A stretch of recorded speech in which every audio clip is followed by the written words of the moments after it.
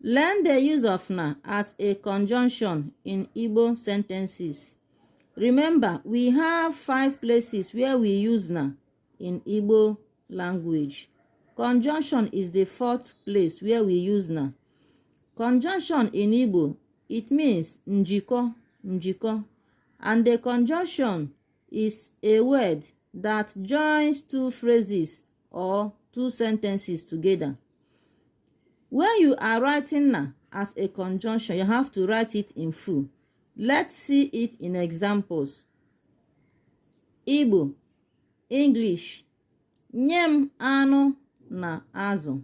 Nyem anụ na azụ, meaning give me meat and a fish. Anụ na azụ. You can see na here. It is written in full. Ne ana. This na joins